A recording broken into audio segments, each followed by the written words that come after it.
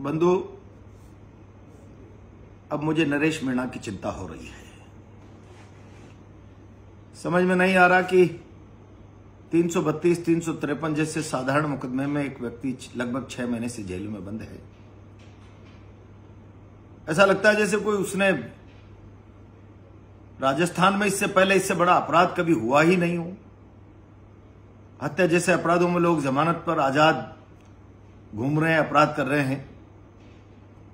और मुझे इससे भी ज्यादा बड़ी चिंता इस बात की है कि आखिर मुख्यमंत्री ने एक उम्रदराज आदमी को, उसके विश्वास को कहीं ठगा तो नहीं है।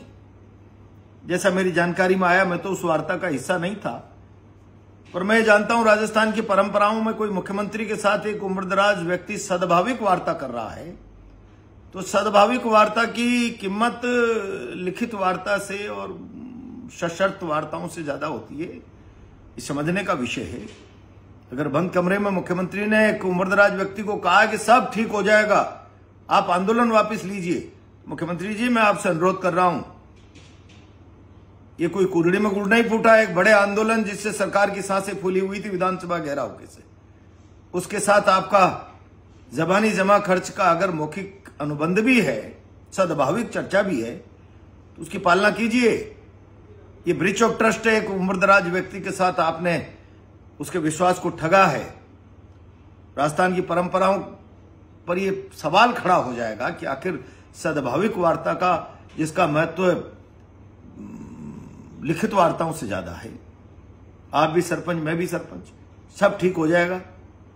क्यों नहीं अदालत में आपके डबल एजी और पीपी खड़े होकर कहते हैं जमानत दीजिए, इस मुकदमे पर सरकार ने आंदोलन के साथ समझौता किया, इसकी वापसी का ये नैतिक साहस दिखाइए, उसकी जमानत करवाइए, अदालत में खड़ा करिए, आपके डबल एजी को कहे कि ये मुकदमा सरकार वापस लेने का एग्रीमेंट कर चुकी है, वादा कर चुकी है, कमिटमेंट कर चुकी है।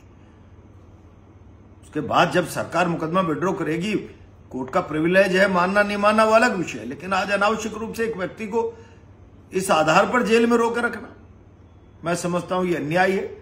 और मैं तो नरेश के पिताजी को बुलाकर बात करने वाला हूं कि आप मुख्यमंत्री जी से कहिए, अगर ये सब कुछ बहुत जल्दी नहीं होता है तो मुख्यमंत्री का असली चेहरा कि सद्भाविक वार्ता का मजाक, राजस्थान की परंपराओं का मजाक मुख्यमंत्री कितना सहजता से उड़ा देते हैं। एक उम्रदराज आदमी के साथ की हुई चर्चा का शहीद स्मारक के सामने आमरण अनशन बैठने के लिए कहूंगा और फिर देखते हैं आगे कहां तक बात जाती है। लेकिन ये गलत है।